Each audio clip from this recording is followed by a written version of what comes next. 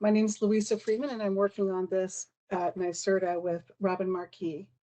The New York Clean Transportation Prizes are led by New York State Energy Research and Development Authority in partnership with the New York State Department of Public Service and the Department of Environmental Conservation.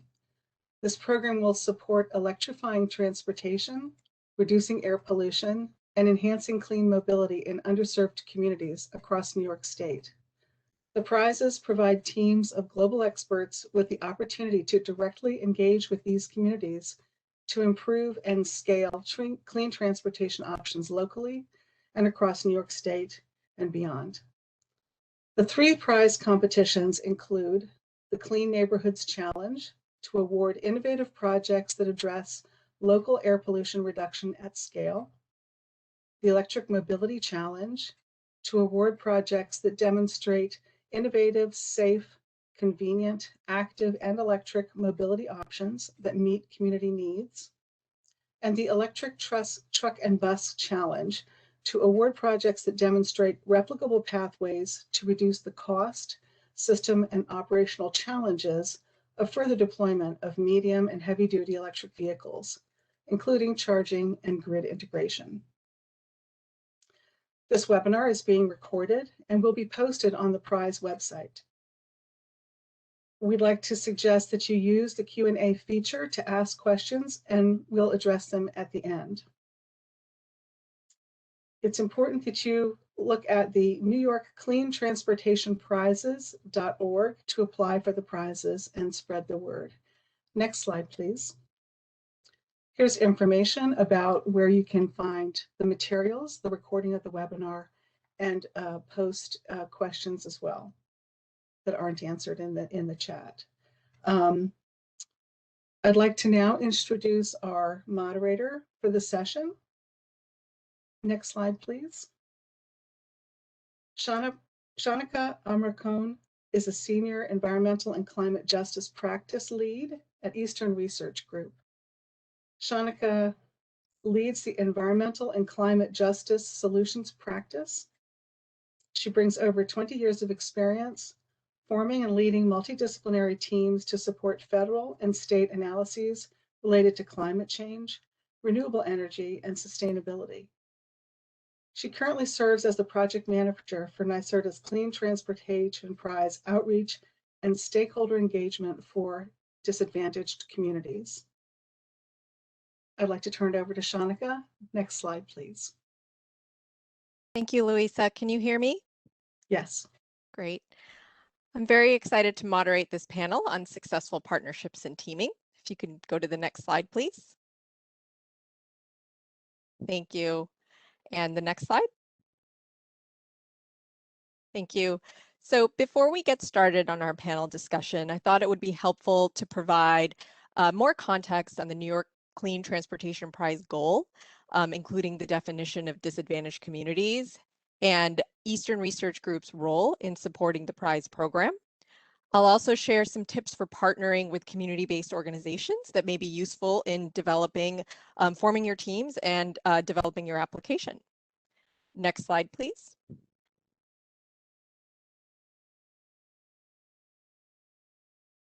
Thank you.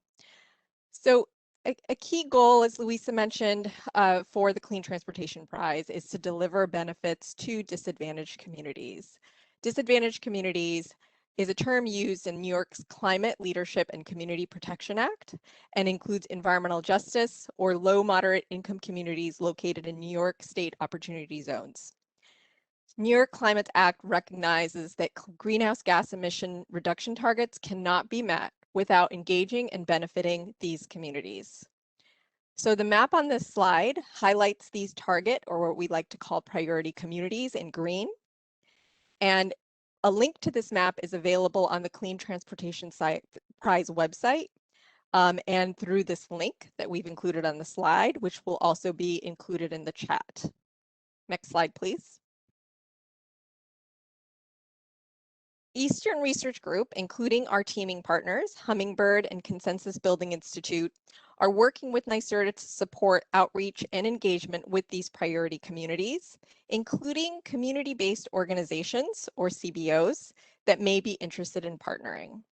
CBOs in particular will play a key role in supporting the Clean Transportation Prize by engaging the communities in which they have already established networks, connections, and trust.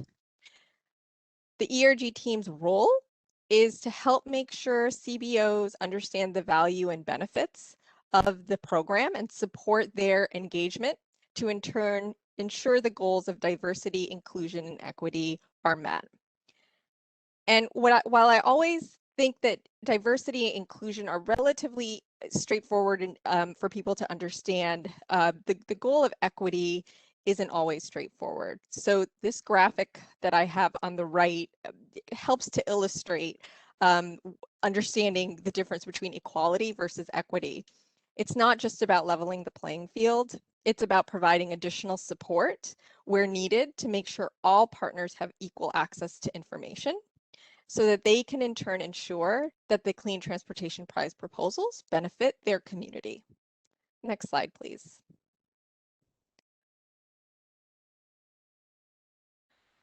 So the intent of this webinar, as we mentioned, is to offer some tips and suggestions, best practices on successful partnerships and teaming with communities and community-based organizations. And what we did was pull together some highlights of do's and don'ts, and I'm not going to go into all of them in detail, but it's really important to understand that depending on the community-based organization that may be working with that community can be very different. Sometimes they are just groups of volunteers that are working together during the evening with their day jobs. Sometimes they do have more resources available, but oftentimes, or they have a stronger foundation and are have more resources and capacity, but oftentimes they have limited capacity. So it's really important to be aware and conscious of that. So in terms of the key do with respect to working with community-based organizations, listening with awareness is one of the most important, and certainly seeking to understand versus to be understood. And I realize some of these may seem like common sense, but I can't emphasize how important this is. Seeking to also understand the community, their needs, their stresses, their attributes. So because so many community-based organizations may not have all the resources that they need or staff, it's sometimes we recommend entering into some type of partnership agreement where you can be clear on the time and resources that may be needed to support a proposed project. In terms of the don'ts, definitely don't go in assuming you have all the answers or the right ideas. You know, don't focus on community deficits or assuming that you're going to go in and, you know, save the community. And don't assume any instant partnership or instant trust. It really takes time. And so the more you engage and actively listen, the more likely that trust and partnership will build on a solid foundation. So next slide, please. So here with me to talk about some of more best practices and tips and examples for building partnerships are three panelists. And I'll briefly read their bios and then we'll start off with some questions. Elle Ramel is the Chicago Director for Gender Equity in Tech Cities, a city-based initiative to advance women in the tech economy. Prior to this, she managed the redevelopment of the Michael Reese Hospital site for Farpoint Development and led strategic partnerships at City Tech Collaborative, the Smart City Lab of Chicago, and was the Economic Policy Associate in Mayor Rahm Emanuel's office in the city of Chicago. Steve Gutman is a Senior Program Manager at Forth. Forth is advancing electric, smart, and shared mobility through innovation, demonstration, advocacy, and engagement. Steve has also worked in advisory, business development, and sales roles at several early and growth stage clean tech companies and car sharing services such as GetAround and Zipcar. He also has a background in energy efficiency, finance, carbon markets, trading, and equipment leasing. Nicole Payne is an urban planner for New York City. From scooter share to cashless tolling, Nicole has worked throughout New York City. and with municipalities across North America to develop transportation initiatives that address barriers to mobility for low income and communities of color. So welcome everyone. Thank you for joining me. And if everyone can turn their videos on, great. Great. So first question, which I'll direct to Elle. What are some of the partnership strategies that you've seen be effective on projects similar to the New York Clean Transportation Prizes?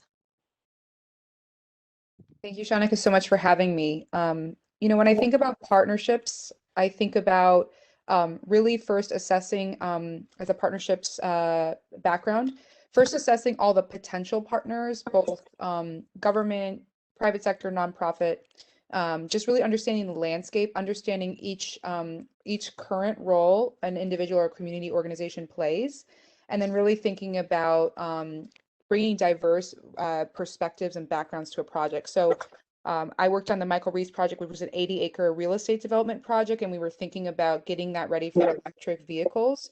You have to think about not only who are the users of those vehicles, who is going to build those stations, what are the size of the roads. So it's not just, oh, I hope I can bring electric vehicles to a community. You're thinking about, are they going to park at the park? Are there children involved? So I think you're just expanding that mindset of both the user and the provider in one conversation in these kind of projects. Thank you, Elle. Nicole? Yes, I totally everything. Just I think especially about the diversity of backgrounds, your different partners should bring different strengths and skills to the partnership. And I think something very important that Elle touched on was the human aspect of these types of projects. So innovation is great. Innovation for innovation's sake is interesting, but we're really trying to address those human needs, those to people's livelihood or economic status or social status within their communities. Thank you. That's such a good point. So in terms of some of the team configurations that should be considered for the transportation projects, how do you see the roles of different participating individuals and organizations? Nicole, do you care to elaborate on that? Absolutely. And my bio was a little bit vague because from the beginning of being asked to present to this to now roles. So my former roles with the National Association of City Transportation Officials and work with cities across the country on shared bike and shared scooter projects to address barriers to mobility and that achieved the most success were partnerships that had so that is a private operator, of course, or the element of your partnership that's bringing the technology, the content expertise, usually a nonprofit or community partner. Sometimes those are the same thing, sometimes those are not. It may look like a think tank, for example, or maybe you're working with a transportation focused advocacy group. Sometimes there are communities live in New York City. Maybe there's a community board that is really in touch with communities' mobility partner. Of course, some form of local government or some form of an entity that has, I won't say power, but has influence on how streets are used. So for some partnerships that may look like a BID, business improvement district. For some folks that may look like a city. You need all of those components to make sure you're not missing anything. You're not missing the human element. You're not missing the regulatory element of things. And of course, you have that technical expertise as well. Thank you, Nicole. Steve, do you have any thoughts on this? Yeah, I actually think that Nicole hit all the points that I would make in response to that question. The only couple of additional partners might be certainly for transportation electrification, the local utility is super important, not only because they often have resources that they can bring to bear, but they also are just going to be super important for charging, and but also for financial resources, and they're going to know where the grid has capacity and where it doesn't have capacity and that sort of thing. So I think it's very important to bring the utilities into the conversation. We also generally try to bring in some sort of a partner with deep sort of data analytics experience, because in many of these projects, they tend to be very, very data heavy. And when you're at the end of the project and want to report out in terms of how it went, it's often really helpful to have like a university or a lab or an engineering firm that specializes in data analytics to help you make the case for what happened as a result of your project. Great, thank you. Anyone else have any thoughts before we move on to the next question? Yeah, I'll jump in there, Steve. I think you bring up a great point. I think data analytics is incredibly important. I also think having a translational element, whether that's someone in communications, graphic design, data visualization, one of the more effective things we've been able to work with data visualization groups is really showing, especially transportation, it's, it's fluid dynamics, it's very complicated, and energy outputs. So getting some really clean visuals of that data and telling that story is often worth almost 1,000 data points, because then someone can legibly read it, the newspapers can pick it up. So I think there's also wins in the translational space as well, and moving away from acronyms, bringing that human element, telling that story, like Nicole said, someone using that scooter, someone saving money on an electric bill. I mean, those are just such wins as well. Great, thank you. That's such a good point. In terms of some of the opportunities and risks when putting together a great team for transportation, well, what are some of those opportunities and risks when putting together a great team for a transportation electrification project? Steve? I guess the opportunities that we come across over and over again through partnerships is, well, one of them is just the ability to learn new things and to stretch ourselves, and really to to bring new technologies to parts of the country and communities where they're still very, very new. But so it's bringing new technology, but also stretching ourselves as an organization and learning new things, especially if we work closely with great partners. On the risks side, I think we've found that oftentimes a project that we're envisioning sounds simpler than it is. And so I think it's easy to assume that, for example, doing a car share project is going to be very simple. It sounds simple in theory, but unless you've actually done that sort of shared mobility work, it's easy to assume that it's from the outside, a well-running shared mobility service runs pretty seamlessly. But what you often fail to realize when doing these things, when looking at these things from the outside, is that people internally are typically working really, really hard. So don't assume that a project is easy. Don't assume that you can do something that you've never done before. And also be really careful about the technical partners that you choose, and make sure to vet them carefully and check references.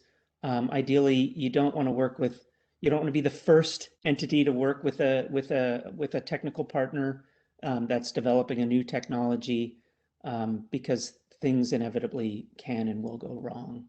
So. Thanks, Steve. So you mentioned risk in terms of, avoiding, in terms of really exploring the risks, and you mentioned references as one way to kind of help to understand what those may be. Do you have any other tips or suggestions, or maybe any of the other panelists, on how you can really truly assess risk? I think one thing is to be very aware of the ability for longevity as well, getting a sense for how long a partner can be in this and how dynamically they can evolve. We only know what's happening right now. Transportation is changing every year. But it also, I always love lawyers, because, also scripting a way for people to enter a pilot or exit. If it's not a match anymore, you don't want to be trapped with a partner that's like, I'm here, I don't know what I'm doing anymore. I think another thing to keep in mind is it flexible, where keeping in mind procurement rules and the proprietary nature of technology, you know, if you're going with a private sector partner or you're going with a government partner, there's speed to that, there's negotiation that will take, but you also want to make sure, can other vehicles participate in that district? Can they plug in? So you're, you know, I think at this point, it's very similar when electricity showed up. You want to just make sure that you're thinking about the ramifications of certain partnerships and how they can manifest on kind of like an open source concept in the future. Anyone else have any thoughts before we move on to the next question related to opportunities and risks when putting together a team? I think that one other risk I would point out, I think it's really important to do the hard work of figuring out your budget with your partners as early as possible and not leave that, you know, to later on in the process. Don't fall in love with the ideas, but really, you know, focus in on what is the scope and how are we dividing up the available funds early on, because otherwise you can run into, you know, misunderstandings and disagreements, and you want to avoid that by being proactive around the budgeting. Great, that's a good point.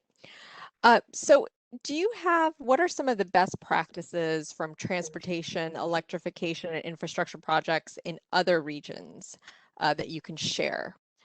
Steve, do you have any best practices here? A few things. I just mentioned, you know, the importance of digging into the budget as soon as possible, right? Not necessarily right away. You have to have an idea before you develop a budget. I'd say that's one best practice. Another one that we've been doing more and more often at Fourth is conducting a needs assessment with the local community. Definitely don't sort of go in assuming you have the answer to anybody's problems. It's really important to do some listening and make sure that the problem that you're trying to address is a problem that it's not just in your mind, right? The solutions you're providing really should come from the community, and make sure that so be proactive in that sense. Another best practice you've already mentioned is involving local community-based organizations.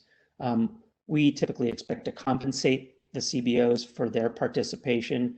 A lot of people seem to think that CBOs don't need to be paid for the work that they do, or they already have funding, but I think that's a really dangerous assumption. So expect to compensate them. And then the last thing I would say is, this is just my personal preference when working on a project like this, is frequent short meetings rather than infrequent long, 2-hour meetings with the project group. I try to take a page out of the tech industry and do, if possible, like even daily quick 20-minute meetings rather than waiting for weeks at a time between group meetings. So those are just some best practices from Fourth anyway. Nicole, do you have any best practices that you can offer? Yes, absolutely. And I think the last 3 of Steve's best practices, I want to put like an exclamation point on, because they're very critical, especially working with, I know the term used here is disadvantaged communities, communities of lower income, communities of color. Usually there's an overlap there. These are communities that have been historically given the short end of the stick in terms of distribution resources. So when going and working with communities, especially on transportation and mobility related projects, you have to understand, you have to be okay with the response that you receive may not be, yes, climate change or emissions is my #1 issue in my life. Transportation might not even be that #1 issue. I think the goal really is to figure out how your transportation project or the project you develop with community can meet the needs of those communities exists right now. An example will be, and I know we're going to get into case studies, but an example will be, well, actually, let me back up a little bit. Especially thinking about my background in shared micromobility, bikes and scooters specifically, the communities that we focused on within this projects do not have the infrastructure to support a lot of these projects. So you have to think before going into meetings with communities, that's going to come up. Like, oh, we've been asking for this stop sign for 35 years. Where is that? Or, we don't have enough space for bike lanes, or this road hasn't been repaved in 20 years. Those are questions that, very base questions that you're going to have to think about before meeting with community, because it's going to come up, because they have not received the resources or attention that has been needed throughout history. And another thing would be to work with partners, kind of a blend of the last question as well. to work with either consultants or partners that do have some sort of race and class analysis. And that again ties to the point I just made about these are communities that have historically just been left out of resource distribution, have, you know, in terms of their needs may not have been met by their local governments. They're going to want things, they're going to have questions about things. They're going to remember 15 years ago, someone came and said the same exact thing, what happened then? So that's something you're going to have to think about, and that's going to be a major portion of your project. And I think avoiding that is a huge risk, right? Because what's the point of rolling out this really great, awesome project if no one uses it? So I just wanted to add those 2 points in there as well. I think to add to this, in my context, I'm sure it's the same in New York, but new technology always implies a potential for another job to be replaced. Think taxi drivers or bus drivers, or so there's also the question. I mean, we see this in the federal context right now. Is yes, there's clean energy jobs coming. It's very exciting, but you're also going to have to account for nervousness in local communities about what does this mean for my uncle that does truck driving, or what does this mean for someone who is working with a fleet. I think those are things just to be prepared for answering. And Nicole, I love that analysis of those opportunities, but you have to break it down to those needs on the ground. It's not about the environment. The environment's the secondary, and it's great. It's how am I getting a job? How am I, paying rent? Those are the things you're going to hear at those meetings. That's right. And so just expanding on this, we've been talking about a lot of tips and best practices. Could you provide or share a story or a case study from a successful public-private partnership that you've been involved with? Elle, do you have one that you could share? Yeah, of course. So when I was working at City Tech, so it's a, an urban cities lab. There was a project, you realize these things that seem simple, but we did an underground infrastructure mapping project where we realized that when people drill in the ground, they don't know what they're hitting because the maps are all on paper at cities. So another thing to think about is think about where governments are coming from. They've got paper maps and they've got printers that are black and white. And so we were working with corporate partners with technology. We were working with construction groups, and we were also working with the City of Chicago government. So first, I think it's navigating what are the regulations or what are the ways things are done. So the city was, just sending a crew out. They'd look at the old map, they'd make a guess. There's 6 inches of error. So really convincing them this was going to save those construction crews time and money because they'd hit a pipe and the whole central business district would have an outage. So we made it a use case problem for the city. And we also made it for the construction crews. They don't want to be paying those insurance and they don't want to be wasting their time. So I think it was, when we were working with the construction trade unions, new technology, I don't know about that, but we solved a problem that they were experiencing day to day. And for the government, it was also costing the city a lot of money to keep the lights on every time we hit an electric line. So, I always like to reduce it to, what are those current day-to-day problems and what can everyone get behind where they say this is worth my time. This is so painful. I'm willing to work together. Thank you so much. Nicole, do you have a case study that you could share? Absolutely. And I think that case studies are really a model for these partnerships that we've been talking about this entire time. In that good things happen, usually good things happen when government, nonprofit, and private entities get together to address, as Elle just mentioned, an issue that everyone can get behind. I think the different partners may have different, they're focused on different outcomes, but an example of this would be there is a scooter operator that does a really good job of ensuring that their engagement is the forefront of their mobility programs, because they understand that these devices, these scooters, these bikes, these shared electric vehicles are new to a lot of economies, but are the key to not only their economic wealth of themselves in their city, but the social wellness as well. Economic wellness and social wellness.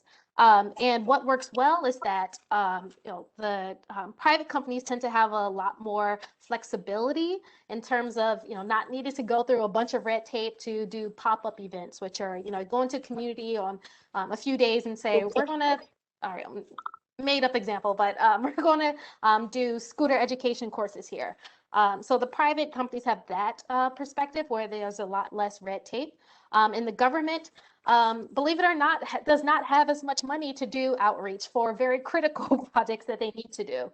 And then nonprofits and community groups, of course, have those critical relationships with the people that live in the communities that are the context experts on how they use their streets. So a really good example of this would be the scooter company they work with social justice focused consulting groups to develop pop-up events in cities where they're planning to roll out or they already have service. And these pop-up events are designed around gathering information from community members who are walking past. You ask them, what are your mobility needs? What do you need from the city? Have you heard about this project? It's an information share and information collection. So that meets the city's needs, right? They're like, oh, this is great. You all have the money. We've been meaning to ask these questions. And the private operator is able to introduce their service to community members. At the same time, often it's combined when it was in person with education courses as well. So this is how you use a helmet. This is how you brake when you're using a scooter, which are, again, those important safety elements that are critical for the government, of course, because, you know, safety, public safety, very important. Important for the community-based organization to model, because they're your go-to and your point of contact for all things that are happening in the community. And then, of course, it works well for the operator as well, because that builds that brand familiarity and recognition. So really just working together to identify shared events or goals that will have different impacts on different partners has been very, very successful. Thank you, Nicole. That's so interesting, the story. In terms of, and I'm going to throw this last question out to all the panelists. But what would you say your top piece of actionable advice is for putting together a successful project team? So I don't know, Steve, do you want to go first? Yeah, I've already said it, I think, but I'll reiterate it.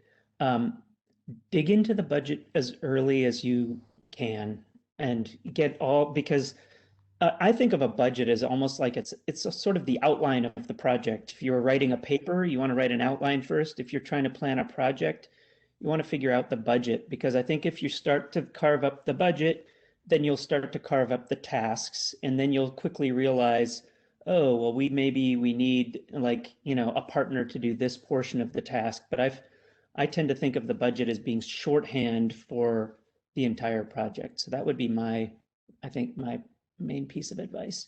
And by the way, I love Nicole's term context experts. I've heard content experts, but I haven't heard the term context experts for like local community members. I think that's a great term that I will use in the future. Yes, I think one thing we're learning is terminology is important, and so you know, nuances like that are subtle but important to recognize and be aware of. Just a quick follow-up, Steve, on your note about the budget. I had mentioned earlier on before the panel discussion about partnership agreements, and I realize they don't necessarily have to be really formal, but in your experience, have you basically used partnership agreements as part of these budget conversations? Yeah. What we do is we try to, we decide on the budget, but then we also sort of draft an MOU that it's a non-binding, it's not like a legal agreement, but it's just a memorandum of understanding that gets on paper what every party to the partnership is going to do. And in there, you know, you can also mention the portion of the budget that they will get. But I think as long as that's all clear and agreed to up front, it minimizes a lot of, you know, headache and potential for disagreement later. So I would definitely put an MOU together with your partners. Right. Elle, do you have any top pieces of advice you'd like to share? First of all, I'm a huge fan of MOUs. I agree. I agree, Steve. A legal and a financial underpinning of what's happening instead of we will be partners. Even understanding if there are groups that are more holding more risk, if they're going to be investing more kind of in kind or pre-project dollar, just understanding the ways that people are investing and then they'll be getting those returns. But I think another thing is to think, like we've spoken about, is there are partners that might not be the direct either subject matter expert or in clean tech, you want to think about, do I need a transportation planner? Am I going to need a government affairs consultant involved? Just thinking about the kind of ancillary or secondary nature of what you might need on your team is also very important when this team forms. And also I really do, I have experience with, the real estate projects. You want those in exits and entries to the project team, where if someone says this isn't for me, you have a way to exit, and you have a way to onboard someone else if needed over time. And Nicole, any last pieces of advice you'd like to leave us with? I think my co-panelists have done an excellent job in covering.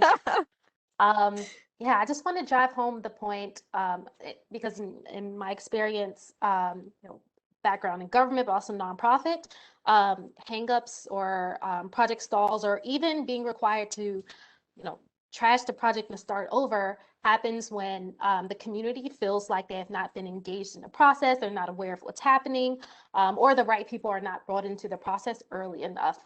So I would think about those relationships early on, especially with the community. If you're bringing on a consultant, please make sure they know the community very, very well, if not from the community that you'll be working in. I think that is critical, critical, critical. This rarely happens, but you got everything right, and then if there's this super vocal person on your New York City community board that's like, whoa, what's this? We didn't hear about this, or whatever the issue may be, whether it's brought up that, what we hear a lot, of course, with transportation projects is that, what'll come next is gentrification. I'm being pushed out of my home because of this new investment in this resource, or this new thing is coming. That has caused projects to end. So I will just be very clear that it's something that needs to be prioritized. I know at times it can be difficult, but it is worth it. It is worth it. It is required. It is critical to build those relationships out front and prioritize those relationships. It's not just a check on a box, because one conversation with the right person can get your project ended. So I want to add to that for Nicole. I also like to move very slowly and speak very loudly. So you can also let community groups know, hey, I'm sort of going to be moving through New York and I'm going to be doing this project. And I feel like if you have no surprises, community's like, I've been seeing you here the whole time. You don't surprise me. I think that's another thing, is just moving very slowly, but always like Steve said, 20-minute meetings, 20-minute updates, and then no one's surprised and then no one gets mad. So I always like to do that too. great. What's the saying? Move at the speed of trust. I think again that showing up, that means it's like, oh, this, I know Elle. I'm not 2 months ago. She's just over there sitting on that rock all the time. It's weird. Yeah. And that's something that I have found too, is that taking the time to build the trust. And sometimes it just takes longer than you think it's going to take, and you just have to be patient, and you have to keep engaging and keep working on it.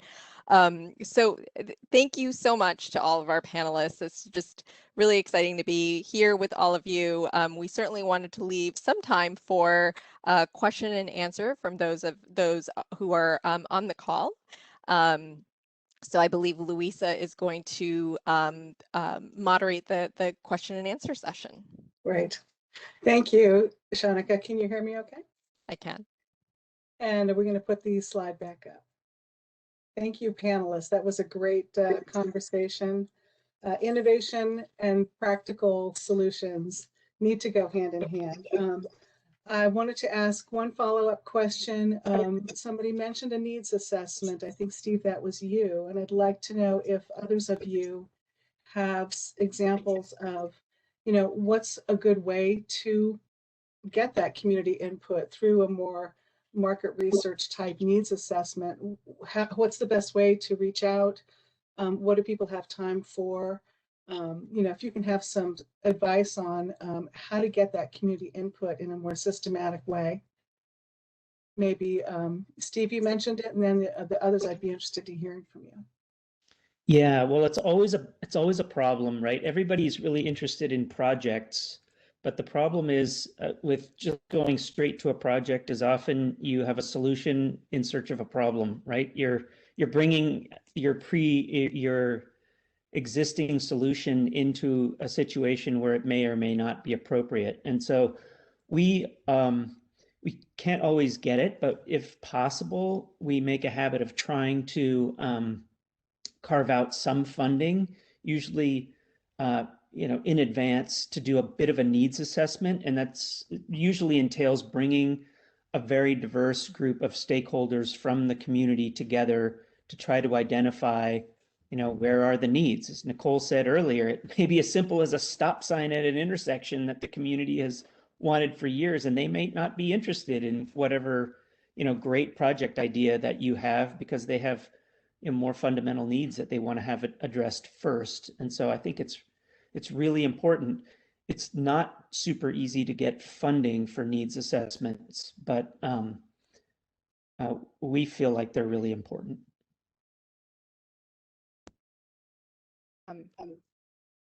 I can jump in as well. So just my background in community engagement, I think what's also important is getting very creative about being at constant engagement as well. I think there are merits to constant roundtables, but being very deliberate about survey scans on fences, going to schools, trying to grab people where some people can go to the after work meetings, some people can do an online space. I've worked with companies like Co-Urbanize, where you can have a platform that's regularly updating people all the time. And I think it's also the iteration.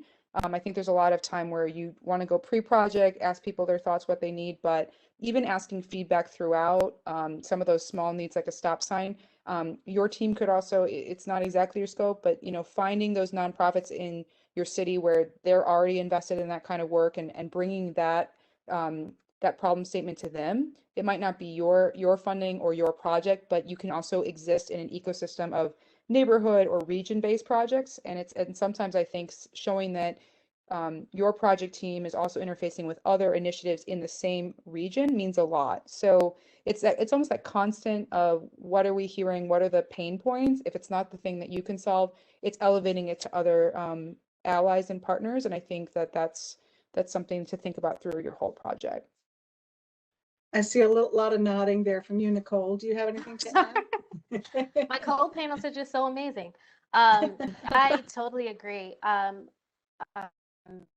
He worked at the MTA and managed the outreach when cashless tolling was coming to New York. And I don't know if you all are drivers or you live in New York City, but you probably saw me at like Puerto Rican Day Parade or out in Coney Island, manning or personing a pop-up booth, giving out information. Those like random, like someone is there, of course, pre-COVID, post-COVID, when things are safe, but when someone is there consistently, either every other week or whatever the timetable may be, who is able to not only answer questions but also collect information from those conversations. So it could just be a one-off conversation, like what are your pain points, as Elle just mentioned, or have you heard about this project, what are your thoughts, or people are speeding on this road, what do you think, are people driving too fast?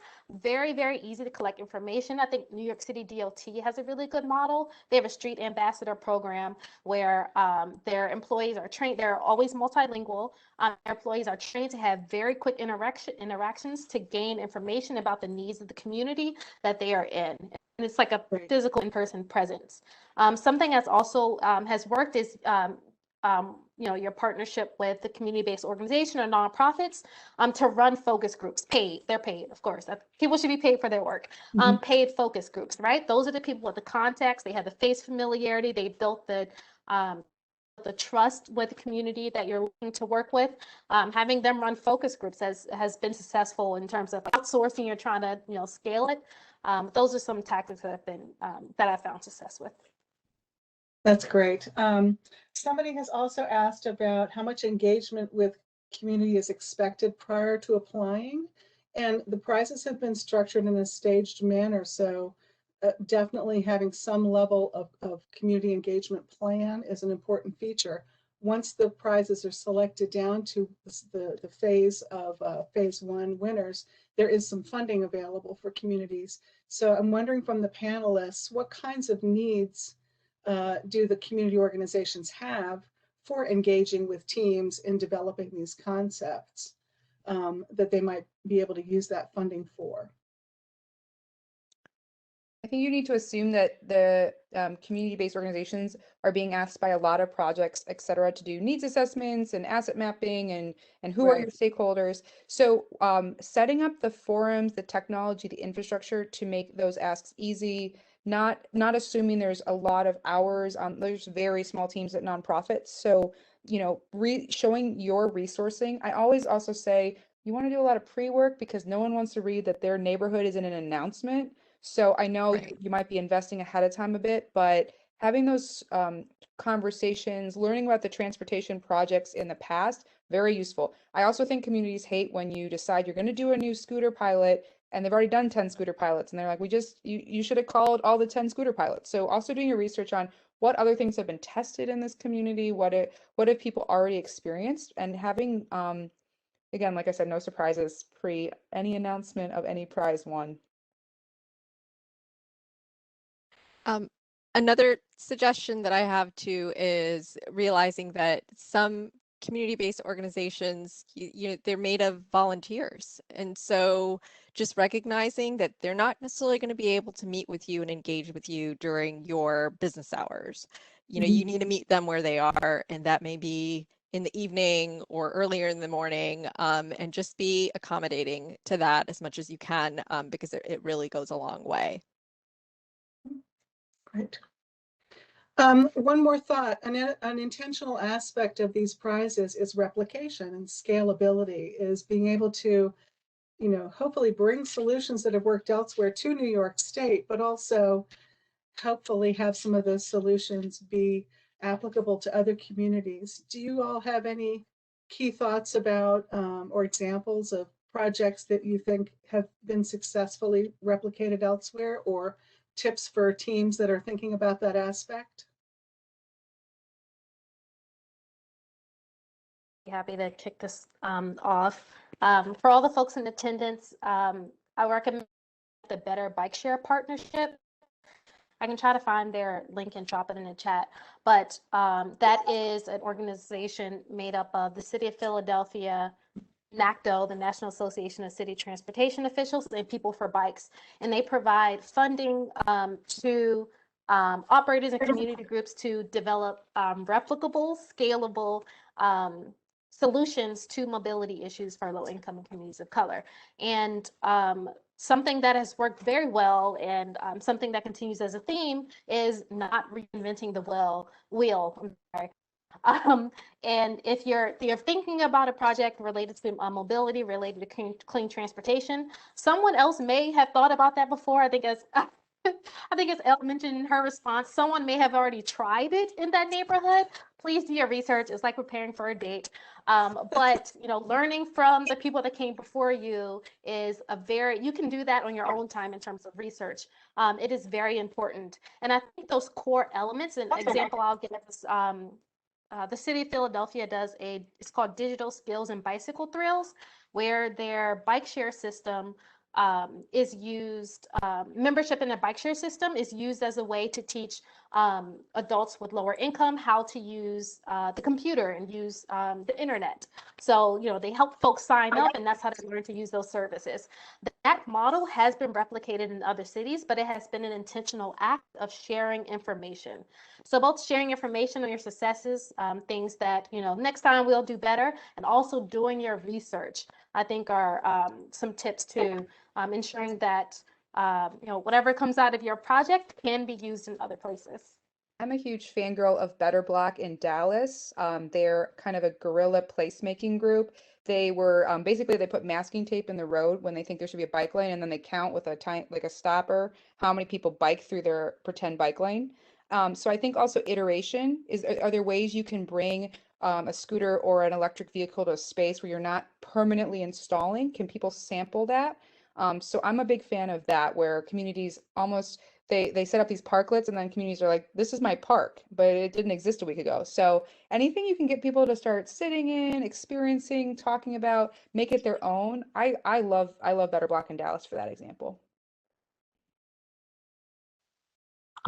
One quick thing that I would add is when developing a project plan, I think a lot of folks forget to include an element to basically broadcast the it's good to have a plan for how to get the word out about what resulted from your project, because if you neglect that, then you're really you're not ensuring that even if you have a great project, if you don't have a plan for getting the word out, you might not be able to effectively do that. So think about webinars and white papers and presentations at conferences as part of your project plan.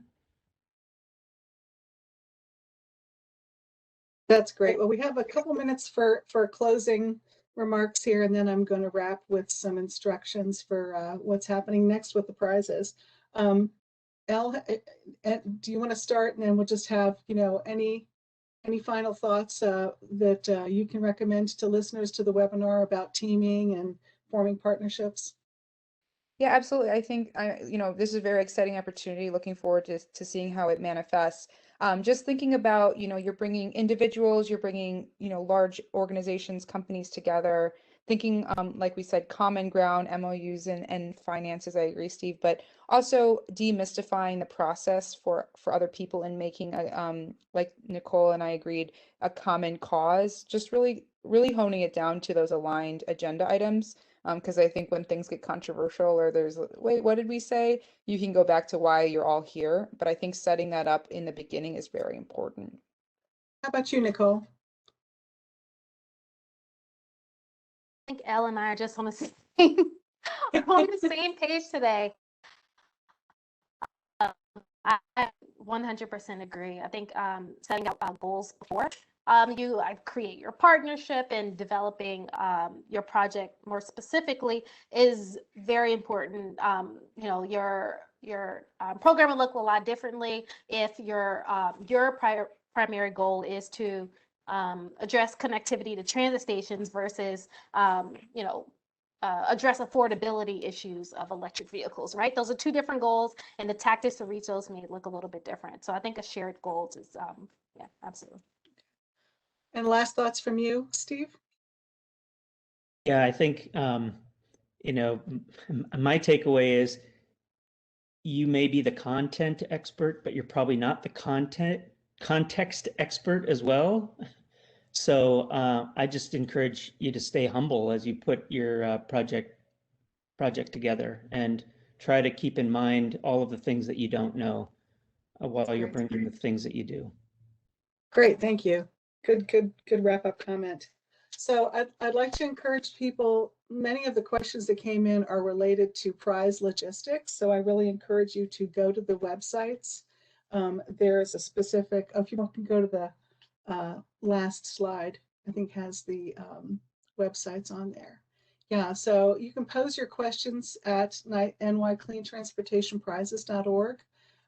That's the best way to get specific responses related to engagement with the prizes.